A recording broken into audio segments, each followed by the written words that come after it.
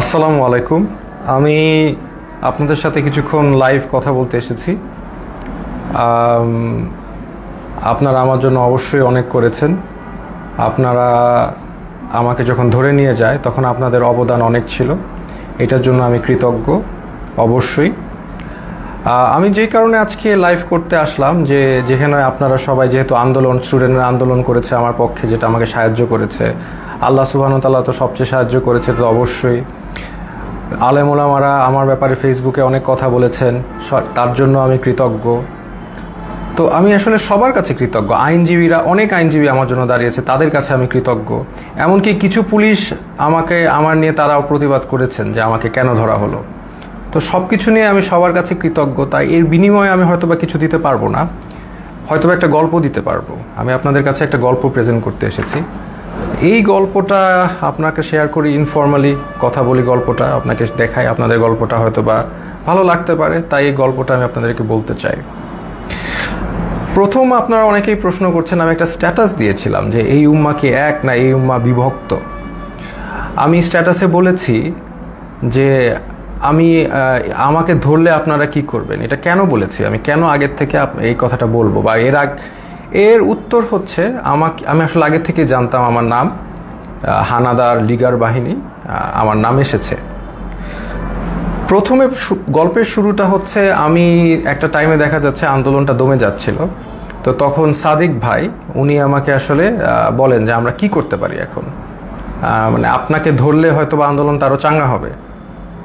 তাই আমি বললাম, না, আমাকে ধরার সম্ভাবনা কম, আমাকে ধরাটা বোকামি হবে, কারণ আমাকে ধরলে জনগণ আন্দোলন করবেই। তো এইটা আমি মনে করি না আওয়ামী লীগ এরকম বোকামি করবে, তো এইটাই বলেছি। বাট আমাকে যদি ধরে তাহলে আমি ব্যবস্থা করব। তো তাই আমি এই কথা সূত্র ধরে আমি দিন যাচ্ছিলাম যে আমাকে ধরার প্রশ্ন আসে না।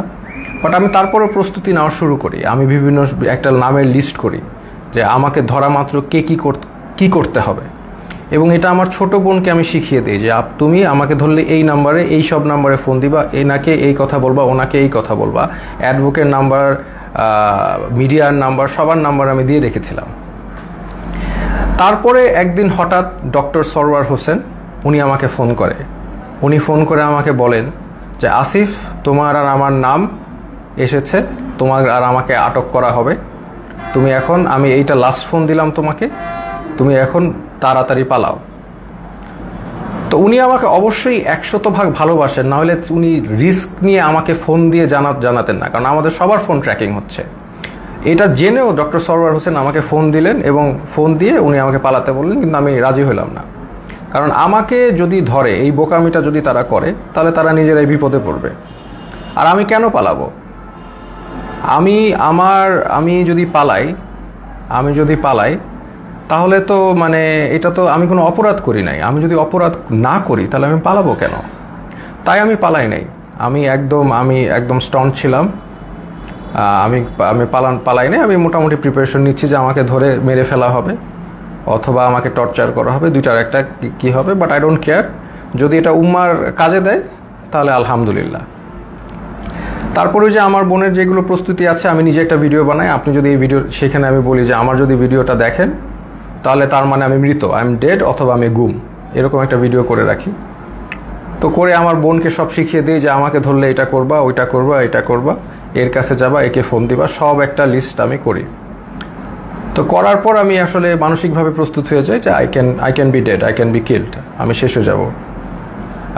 বা শেষ না হলে আরও খারাপ, যদি মেরে ফেলে তাহলে তো ভালোই। আপনারা তো জানেন তারা কি পরিমাণ অমানবিক টর্চার করতে পারে।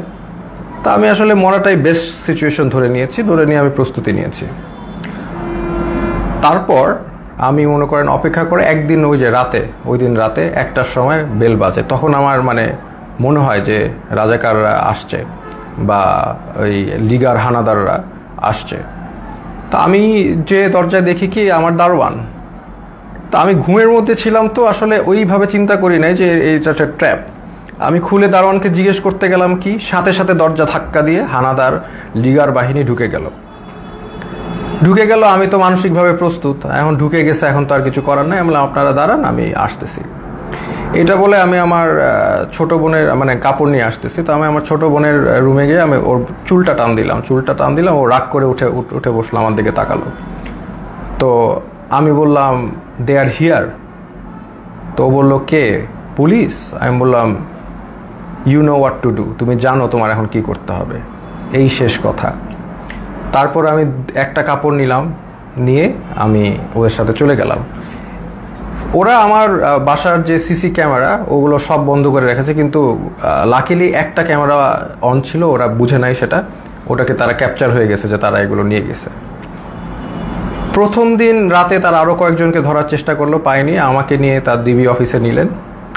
ওইখানে যে অবস্থা, মানে একটা ভয়ঙ্কর অবস্থা, মানে 80-100 জনের মতো লোক ছোট একটা স্পেসে, মানে কেউ বসলে কেউ শয়, কেউ শুইলে কেউ বসে, একসাথে সবাই শোয়ার স্পেস নাই। ওইখানে আরেকটা এশিয়ান ইউনিভার্সিটির একজন প্রফেসর ছিল, উনি মানে শোয়ারই চান্স পায়নি, উনি বসেই ছিলেন, কেন স্পেস নাই, মানে এত একটা কনজাস্টেড এরিয়া, ফ্যান নাই, একটা রুমে কিছু এসি ঢুকে আর বাকি সব রুমে হচ্ছে মানে একদম ফ্যান নাই, কিছু নাই, সব সময় লাইট থাকে, সব সময় সাউন্ড থাকে, আপনি ঘুমাতে পারবেন না। তো ওইখানে ঢুকে প্রথম দিন তো আমার খুব মানে অবস্থা ভালো না। আমার তেমনি আপনারা জানেন স্পাইনে প্রবলেম হওয়ার কারণে আমার এমনি সবসময় পেইনে থাকে, আমি নিউরোলজিক্যাল পেইনে থাকি, ফিজিওথেরাপি করলে কমে, আবার নাহলে বেড়ে যায়। সেই সিচুয়েশনে আমাকে এরকম একটা জায়গায় নিয়ে গেল যেখানে আমার কোনো বসার জায়গা নেই, সব পুরাটাই ফ্লোর, হার্ড ফ্লোর, তাও আবার মুভ করার তো কোনো স্কোপই নাই, শত মানুষ। তো এরকম জায়গায় প্রথম একদিন ছিলাম, ওই রাতে ছিলাম। তারপরের দিন ওরা আমাকে ডেকে নিয়ে গেল উপরে নিয়ে তারা আমাকে প্রশ্ন করলো যে আপনি ব্র্যাকে কয়জন শিবির আছে। আমি বললাম আমি তো শিবির করি না, আমি কীভাবে জানবো ব্র্যাকে শিবির কয়জন আছে বাকি। এরকম অনেক প্রশ্ন করলো বারবার। তারপর অ্যাট ওয়ান পয়েন্ট তাদের মধ্যে ওই হানাদার লিগার বাহিনীর একজন, উনি আর কি জিজ্ঞেস করলো, বলেন তো এই কোটা দিয়ে আপনি এত কথা বলেন, কোটার পদ্ধতি কি, বিসিএস এর সিলেকশন প্রসেসটা কি। তা আমি তো আসলে বলতে পারি নাই, কারণ হচ্ছে আমি মানে মেন্টালি তো ওই লেভেলেই নাই, তাই না, আমি একটা মানে ভয়ঙ্কর একটা অবস্থায় আছি, ওই লেভেলেই নাই। তো তারপরে ওরা কি করলো, ওরা এসে আমাকে মনে করেন আমাকে ধাক্কা দিল, আমার তো স্কেচ নিয়ে হাঁটতে হয়, আপনারা জানেন একটা লাঠি নিয়ে হাঁটতে হয়, সে আমাকে ধাক্কা দিল, তারপর আমার মুখে হিট করা শুরু করলো। তো হিট করা শুরু করলো আমাকে, 6টা হিটের পরে আমি আসলে মানে অজ্ঞান হয়ে যাচ্ছিলাম। তো অজ্ঞান হয়ে যাচ্ছিলাম, তারা আমাকে বলে না ডোন্ট এরকম করে আমাকে দাঁড় করাইলো, আবার 2-4 বার হিট করলো। তো তারপরে তারা আমাকে মানে বললো যে আপনি তো খুব খারাপ জায়গায় আসছেন, আপনার বাম পায়ে প্রবলেম, ওই ডান পাকে আমরা একদম করে আপনাকে পুরোপুরি লুলা বানাই দেবো। তো এরকম একটা কথা বললো, এবং আরেকজন লাঠি নিয়ে আসলো আমাকে মারবে, পরে ওরা লাঠি দিয়ে হিট করে নাই, না করে আমাকে ওই জায়গায় আবার সেই জায়গায় যেখানে রাখে সেখানে নিয়ে গেল। তো ওই জায়গায় আবার আমার থাকা শুরু হলো। মানে ওইখানে এমন একটা জায়গা, বললাম তো, কেউ যে এটা ফার্মের মুরগির মতো, ওইখানে কেউ মুভ করতে পারে না, কারণ এত মানুষ, এত শর্ট জায়গায় মুভ করার, কেউ হাঁটার কোনো সিস্টেম নাই। ওই যে আমি বললাম আপনাদের, কেউ শুলে কেউ বসে, কেউ বসলে কেউ শোয়, মানে আর সবসময় লাইট আর সাউন্ড কন্টিনিউয়াস, ঘুমানোর কোনো স্কোপ নাই। ওইখানে সবচেয়ে ভ্যালুয়েবল রিসোর্স হচ্ছে একটা বোতল, কারণ আমরা তো ফ্লোরের মধ্যে শোন, তো ওখানে তো হার্ড ফ্লোর, ওইখানে কেউ যদি একটা বোতল পায় আলহামদুলিল্লাহ, মানে এটা মানে এক ভ্যালুয়েবল রিসোর্স। তো ওই বোতলটার উপরে তারা মানুষ মানে পেলে যে খুশি।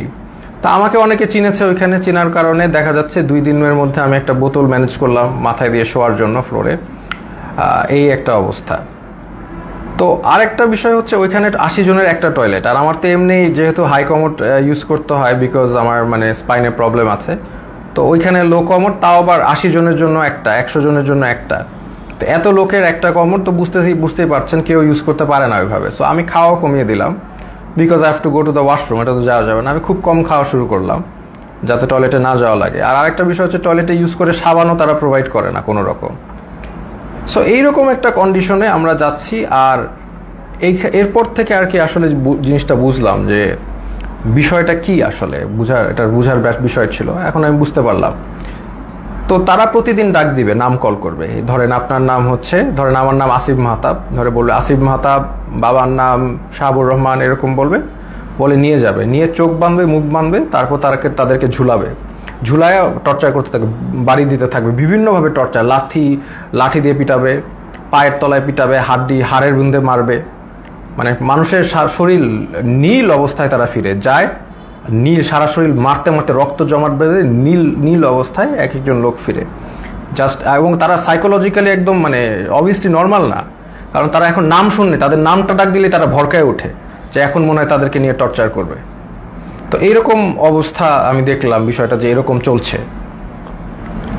তো এখন এরকম চলছে, আমি তো বুঝলাম যে হয়তোবা আমার সাথেও এরকম করবে, তারা তো বলেই দিছে আমাকে পাটা ভেঙে দিবে। তো এরকম একটা করবে এবং সবার সাথেই করছে। স্পেশালি জামাতের যারা আছে তাদেরকে, মানে জামাত যেহেতু বলে ফেলছে একবার, তাদেরকে মানে অমানবিকভাবে টর্চার করছে জামাত। আর নূর ভাইয়ের সাথেও ওইখানে দেখা হলো, নূর ভাইরে বললাম কি অবস্থা, তো নূর বলল যে যে ভাই আমাকে তো অনেক মারছে, ও হাত দিয়ে দেখালো, হাত নীল হয়ে গেছে। তো এই এই এই হচ্ছে সিচুয়েশনটা। আর ওখানে তো মানে আর সবসময় তো লাইট, বাইরে যে একটা আলো, বাইরে যে বৃষ্টি পড়তেছে নাকি এটা আমরা গেস করা শুরু করলাম যে বাইরে আদৌ বৃষ্টি পড়ছে কিনা, কারণ মোটা ওয়াল, কোনো উইন্ডো নাই, কোনো বাইরের কোনো আলো বাতাস তো আমি জানি নাকি, ভিতরের মধ্যে থাকি আমরা বদ্ধ ঘরে, শুধু আলো আর এই যে কনস্ট্যান্ট সাউন্ড, মানে এই একটা অবস্থা। তো এরকম যাচ্ছে, এরকম একটা অবস্থা যাচ্ছে। তো এখন দেখলাম অনেকে ভেঙে পড়তেছে। তো আমি আর কি আমি আমার মতো করে ইন্সপিরেশন দেওয়ার চেষ্টা করলাম যে আপনারা এইভাবে টর্চার হচ্ছেন, আপনি কি মনে করেন না আল্লাহ আপনাকে এটার জন্য রিওয়ার্ড দিবেন? আজকে আপনারা তো জানেন নবী করিম সাল্লাল্লাহু আলাইহি সাল্লাম বলেছেন যে আপনি যদি এইভাবে নির্যাতিত হন আপনার গুনাহ মাফ হচ্ছে, আপনাদের গুনাহ মাফ হচ্ছে। আপনার যদি গুনাহ এইখানে থাকার কারণে গুনাহ মাফ হয়ে জান্নাতুল ফেরদৌসে যেতে পারেন, এটা আপনার জন্য ভালো, নাকি এইখানে ভালো থাকলেন তারপর জাহান্নামে গেলেন, এটা ভালো? তো এইভাবে আমি সবাইকে একটু ইন্সপায়ার করার চেষ্টা করলাম, মোটিভেশন দেওয়ার চেষ্টা করলাম। আর আমার নিজের তো হেলথ কন্ডিশন ডিটোরিয়েট করতেছে প্রোগ্রেসিভলি, আর ওয়াশরুমের ইস্যুটা তো ছিলই। তো এইরকম একটা অবস্থায় সবাইকে মানে মোটিভেট করছি আমি। আর আমার নিজেরও তো ওই যে ফার্স্টের দিন যেভাবে আমার মুখে ফেসে হিট করেছে, এই পরে তো আমার একটা দিন জ্বরই ছিল, আমি শুয়েছিলাম। তো এই হচ্ছে আমাদের মানে সিচুয়েশন। আমি ওখানে একদিন শুয়েছিলাম, তারপরেও আমি সবাইকে মোটিভেশন দেওয়ার চেষ্টা করি। একটা ছেলে আসলো, সেই ছেলেটা কাঁদতে কাঁদতে, স্যার আমি তো কিচ্ছু করি না, আমি জাস্ট ইলেকট্রিক্যাল কাজ করি, আমাকে ধরে নিয়ে আসছে স্যার, আর ধরে নিয়ে আমাকে টর্চার করতেছে, কাঁদতে কাঁদতে শেষ। আমি বললাম কাঁদতেছো কেন, মানে তুমি পুরুষ মানুষ না, are you not a man, তুমি কাঁদবা কেন, টর্চার করলে করবে। বলে স্যার আমাকে স্বীকার করতে বলে, আমি খুন করেছি, এই করেছি, আমি তো করি নাই স্যার। বলে করবা না, স্বীকার করবা না, তোমার পাটা যদি কেটেও ফেলে তারপরেও তুমি স্বীকার করবা না, কেন করবা? যেটা সত্যি সেটা বলবা, তুমি করবা না স্বীকার, আমাকে মেরে ফেলবে। তো ওইখানে আবার একটা জিনিস বুঝলাম যে সবাই কান্নাকাটি করে যে তাদের একটু মানে জেলে কবে যাবে, মানে তাদের জেল হচ্ছে তাদের জন্য স্বর্গ। ওইখানে যেভাবে টর্চার করে, যে নাম ডাকবে, বাবার নাম ডাকবে, দ্যাট মিনস তাদেরকে টর্চার করা হবে। তা এই জন্য তারা যদি জেলে যেতে পারে, এটার জন্য তারা দোয়া করে আল্লাহর কাছে, আল্লাহ আমাদের যাতে জেলে দেয়। তো এরকম অবস্থা। আমাকে তারপরের দিন, আমি তো অলরেডি এর মধ্যে তো আমি আমার বোনকে বলে আসছি, তার মানে আমার যে ভিডিওটা ছিল যে আপনি আমার ভিডিও দেখলে আমি মৃত, হ্যাঁ, তো এই ভিডিওটা আমি আশা করছি যে পোস্ট হয়ে যাবে। আমার বোনকে যেভাবে কাজ করতে বলেছি করবে, লয়াররা কাজ করবে। তো এটা আমি আশাবাদী ছিলাম যে ইনশাল্লাহ সবাই যার যার অবস্থা থেকে কাজ করবে, স্টুডেন্ট আন্দোলন করবে, যে এইগুলো করার পরে এবং জনগণ যখন এটার এগেনস্টে কথা বলবে, আরেকটা ইস্যু হয়ে যাচ্ছে, ফার্স্ট অফ অল আরেকটা নতুন ইস্যু হয়ে যাবে, যেটা দিয়ে আবার আন্দোলন শুরু হবে। এইটা আমি জানতাম। আর এটার পরে আমাকে যদি আরও টর্চার করবে, কিন্তু এটা তাদের জন্য আরও খারাপ হবে। তো তারপরে আমাকে তারা ঠিকই গুম করা অবস্থায়, আর আমার বাবা মা যতটুকু জানলাম আমাকে গুম করে ফেলছে। তো এটা তারা বলছে, তারা স্বীকার করে না যে তারা নিয়ে আসছে। তো এই অবস্থায় তারা আমাকে কোর্টে চালান দিল। তো আমি চিন্তা করলাম যে কোর্টে যেহেতু যাচ্ছি, এখানে মিডিয়া পাইলে আমি আমার এক আঙ্গুল দেখাবো, শাহাদাত, এক উম্মা, আমরা এক উম্মা, হ্যাঁ, আমার গায়ে আমরা সবাই এক। তো এই সিম্বলটা আমি চিন্তা করেছি দেখাবো। তো আমি জানি যে এগুলো দেখালে তারা আমাকে আরো অনেক নির্যাতন করতে পারে, দেখাইলাম, কারণ এটা আমি তো জানি জনগণ বুঝবেন যে আমি এক আল্লাহ, এক রসুল, এক উম্মা, এই কথাটা আমি বুঝাতে চাচ্ছি যে আমরা সবাই এক। আমার অত্যাচার যা হলে হবে, এই অত্যাচারের কারণে যদি আপনারা স্বাধীনতা পান, এই জুলুমের থেকে মাফ পান, তাহলে আলহামদুলিল্লাহ, নো প্রবলেম, আমাকে অত্যাচার করুক। তো আমি ডিসিশন নিয়ে নিলাম, এক দেখাবো। তা আমার সাথে ওই জগন্নাথের আরিফ ছেলেটা, খুবই সাহসী ছেলে, ও আমার সাথে কেসটা দিল, মামলা দিল, আমরাও গেলাম, আমি ওকেও বললাম যে আমি এক দেখাবো। তো এই অবস্থায় এই এক উম্মা শাহাদাতের আঙ্গুল দেখিয়ে আমি ওই কোর্টে দেখালাম, এবং কোর্টে আমাকে সম্পূর্ণভাবে মানে কোর্টের যে জাজ, তিনি আমাকে দেখে চিনে বললে আপনাকে ওখানে দাঁড়ানো লাগবে না, আপনি বসেন। তো উনি আমাকে বসালেন, কিন্তু তারপরেও ওই মিথ্যা মামলাটা দিলেন যে আমি নাকি সেতু ভবন ভাঙচুর করেছি, যেটার মানে কোনো এটা জোক, মানে এটা যে কলাপস করছে সোসাইটি, ওখানেই প্রমাণ যে এরকম একটা মিথ্যা মামলা যেটার কোনো তথ্য নাই, প্রমাণ, এটা বলাই আসলে সময় নষ্ট। তো এই মিথ্যা মামলা উনি মানে জাজ আমাকে দিলেন, আর আমাকে আবার 6 দিনের রিমান্ড মঞ্জুর করলেন। তো ওই 6 দিনের রিমান্ড আবার গেলাম, আর এই সময়টা অনেকের সাথে পরিচয় হলো। ওখানে বিএনপির অনেক নেতা ছিল, পার্থ ভাই ছিলেন, ওনার সাথে আমি বললাম যে পার্থ ভাই আপনার তো আর আমার মামলা এক, আমি তো আপনার সাথে আসি। তো উনি বলে যে আমি তো তোমাদের সাথে থাকতেই চাই না, আমি তো এখান থেকে বের হতে চাই, একটু মজা করলেন। তো এরপরে অনেক মানুষের সাথে পরিচয়। একজন আসলেন, ওনাকে মানে উনি হাঁটতেই পারতেছেন না, পাটা একদম প্রচুর মানে অবস্থা খারাপ করে পিটিয়েছে। ওনার অপরাধ ছিল উনি ছাত্রদের পানি খাইয়েছেন, উনি ছাত্রদের পানি দিয়েছেন, ছাত্ররা পানি খাইয়েছেন, এই জন্য তাকে অমানবিক টর্চার করলো। তো টর্চার করলো, উনি এসে শুয়ে গেল। আমি বললাম যে এইগুলো একই কথা বললাম যে আপনাদের এটা গুনাহ মাফ হচ্ছে। তারপরে লাস্টে একটা কথা বললাম যে আপনি যে এত টর্চার্ড হলেন ছাত্রদের পানি খাওয়ে, এখন আবারও কি খাওয়াবেন আপনি? তো উনি বললো ইনশাল্লাহ স্যার, আবারও খাওয়াবো। আমি like that's the answer I am looking for. আমরা আবার করব, আমাদের ছাড়লে আমরা আবার করব, we are not going to give up. আমরা তো আবার করব, তাই না? আমরা কি অপরাধ করেছি যে আমরা করব না? পানি খাওয়ানো কি অপরাধ? তো এই হচ্ছে একটা অভিজ্ঞতা। তো এরকম এই যে একজন পেলাম। আর একজন হচ্ছে মাদ্রাসা স্টুডেন্ট, তাকে বলছে খুন করেছে, সে পুলিশ খুন করেছে, এটা সে তাকে বলছে, এবং তাকে প্রতিদিন পিটায়, প্রতিদিন নিয়ে টর্চার করে। তো এটা নিয়ে আমরা হাসাহাসি করি, কারণ হচ্ছে এরকম একটা সিচুয়েশনে হাসাহাসি না করে যদি আমরা মেন্টালি ব্রেকডাউন করি তাহলে এটা মানে হবে না, মানে এটা আমরা আমরা সব এইগুলো যা হয় সেটা নিয়ে হাসাহাসি করি। তাই আমি বললাম কি নিয়ে মেরেছে? বলে যে আমাকে বলেছে যে তুমি তো মাদ্রাসার স্টুডেন্ট, তুমি তো কোরআন পারো। বলে হ্যাঁ পারি। তো কোরআনকে বলছে অর্থ জানো? অর্থ জিজ্ঞেস করেছে, অর্থও সে পারে, সে কোরআনে হাফেজ। তো তারপর বলে কোরআনে হাফেজ এই রবীন্দ্রনাথ না কার বই পড়েছো? সে বলছে পড়েছি। তো বলে পড়লা কেন? এই অন্য এই নন ইসলামিক বই পড়া তো হারাম, এটা বলে আবার টর্চার করলো, হাতে পায়ে পিটালো। মানে খামুক, মানে একটা কিছু বলেই পিটায়। আমরা এটা নিয়ে হাসাহাসি করতে করতে শেষ। যে বলে ও বললো, আমি বললাম যে কোনোভাবেই স্বীকার করবা না, যে তুমি যদি খুন না করে থাকো তুমি মিথ্যা মামলা দিও। বলে আমাকে আরো টর্চার করবে। বলে করবে, বললাম তো তোমাদের দিয়ে করাত দিয়ে হাত পা কেটে দিলেও স্বীকার করবা না, যেটা সত্যি সেটা বলবা। এরকম একজন সবচেয়ে কষ্ট লিখেছে যে মানে একটা ছেলে, ওর নাম হচ্ছে সানিয়াত ভাই। উনি হচ্ছে বিএনপির একজন মন্ত্রীর ছেলে, নাম বললাম না। তো ওরা আসলে খুঁজছিল তার বাবাকে পায়নি দেখে ওই ছেলেটাকে ধরে নিয়ে গেছে, সানিয়াত ভাইকে ধরে নিয়ে গেছে। তো সানিয়াত ভাইকে 4 দিন, উনি বলছে 4 দিন ওনাকে পিটিয়েছে, চোখ বেঁধে হাতে দিয়ে ঝুলিয়ে পিটিয়েছে। এবং সবচেয়ে যেটা উনি বলল যে ওনার মাকে ফোন দিয়ে শুনিয়েছে যে তাকে যে টর্চার করছে, এটা তার মাকে শুনিয়েছে ফোন দিয়ে লিগার হানাদাররা। তো লিগার হানাদাররা মাকে শুনিয়েছে যাতে বাবা এসে তাকে দেয় এবং ছাড়িয়ে নেয়। আর যেহেতু ওনার বাবা আসছিল না, বা ওনার অবশ্যই তারা তো জানিয়ে যায়নি কোথায় গেছে, তাকে অমানবিক টর্চার করেছে। সেই ছেলেটা এমনি আমার মতোই, তার স্পাইনে প্রবলেম আছে, আমার মতোই অসুস্থ, এবং তাকে টর্চার করেছে বিভিন্নভাবে, হাতে পায়ে ঝুলিয়ে পিটিয়েছে। তো সে কাঁদতো অনেক, আমি সান্ত্বনা দিতাম, আমরাও সব বিষয় নিয়ে মজা করতাম। তো এইরকম একটা অবস্থা ওইখানে, প্রতিদিন নাম ডাকতো, প্রতিদিন নিয়ে পিটাতো। এমন রাত যে কোনো সময় ডাকতে পারে, সকাল 12টায় ডাকতে পারে, রাত 1টায়, এনি টাইম নাম আসতে পারে। নাম আসলে they will take you and torture you. তো আমাকে টর্চার ওই প্রথম দিন যে হিট করে যে আমাকে থ্রেট দিল, তারপরে আমাকে কোর্টে চালান দেওয়ার পরে আমাকে আর টর্চার করে নাই। বাট আমি বিভিন্ন সময় ইনফরমেশন পাচ্ছিলাম, যেমন একজন মানে আমাকে ধরে নিয়ে গেছে, একজন পিটিয়ে আনছে, সে আমাকে ইনফরমেশন দিল যে আমার ব্যাপারে বলেছে যে অনেক ডিবি নাকি বলছে যে এই লোকটাকে কেন ধরলো, এটা তো ঠিক হয় নাই। আবার আরেকজনকে ধরে পিটিয়ে এনেছে, সে বললো যে স্যার আপনার ব্যাপারে ডিবি কথা বলছিল যে আপনার ব্যাপারে 40 জন লয়ার দাঁড়িয়ে গেছে, এত সংখ্যক লয়ার তারা কখনো দেখে নাই, আপনি খুব ইন্টেলিজেন্ট মানুষ, এগুলো তারা বলছে।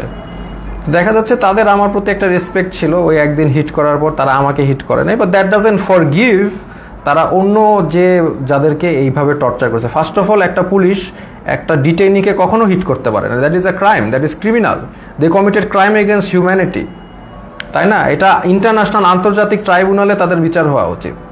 তারা যেইভাবে মিথ্যা মামলা দিয়ে টর্চার করে মানুষকে, এটা তো কখনোই মানে ইটস নট অ্যাকসেপ্টেবল। তো এরকম দিন যায়, তখন হঠাৎ তাদের দেখলাম টোন একদম 180 চেঞ্জ হয়ে গেছে। তারা তখন মানে বিএনপি যারা লিডার আছে তাদেরকে একদম খাবার টাবার এনে দিচ্ছে, সবার সাথে ভালো বিহেভ এরকম। তখন আমরা মোটামুটি আমরা বুঝতে পারলাম যে তারা আসলে বাইরে কিছু একটা হচ্ছে, সামথিং ইজ হ্যাপেনিং, কারণ আমরা তো কোনো ইনফরমেশন পাই না। সামথিং ইজ হ্যাপেনিং, আদারওয়াইজ তারা এরকম চেঞ্জ করবে না কেন। তারা ডেফিনেটলি তাদের বাইরে কিছু একটা হচ্ছে, এইটা নিয়ে তারা তাদের টোন চেঞ্জ করে ফেলেছে। এবং তারপর থেকে দেখা যাচ্ছে তারা সবার সাথে মোটামুটি ভালো বিহেভ এবং আস্তে আস্তে ছেড়ে দিচ্ছে। মাঝখানে কিছু স্টুডেন্টদের ধরে আনলো, ওই তারাও মানে অনেক কান্নাকাটি করে শেষ। এবং একটা ছেলে ছিল যাকে আমার মনে পড়ে, খুবই স্মার্ট ছেলে, আমিনুল। তো আমিনুল হচ্ছে 14 বছর বয়স, ধরে নিয়ে আসছে। এবং অন্য যেগুলো ছেলে ছিল তারা একদম একদম ব্রেকডাউন করেছে মেন্টালি, বাট আমিনুল ছেলেটা ও হচ্ছে মোহাম্মদপুরে থাকে খুব সম্ভবত, খুব সাহসী, নারুটোর গেঞ্জি পরে হাইটে বেড়াচ্ছে। মানে ও হি ডাজেন্ট কেয়ার, এই ছেলেটা ডাজেন্ট কেয়ার যে ওর সাথে এখন কি টর্চার করা বা কোথায় আসে। ও লাইক মানে চলে আসে, আমাকে বলতে, স্যার আপনি কি ড্রাগন বল জি দেখেছেন? আমি বললাম হ্যাঁ হ্যাঁ ড্রাগন বল জি দেখছি। বলে আমি দেখতেছি, আমি ওই ডিমন স্লেয়ার দেখেছি, এই দেখেছি সেই দেখেছি। তো মানে একদম মানে হি ডাজেন্ট কেয়ার, সে দেশ স্বাধীন করতে নামছে, ও দেশ স্বাধীনই করবে। আমিনুল নামটা ছেলেটার, ওকে 14 বছর দেখে ওকেও ছেড়ে দিয়েছে। তো এইরকম আর কি ঘটনার বিষয়গুলো। তারপরে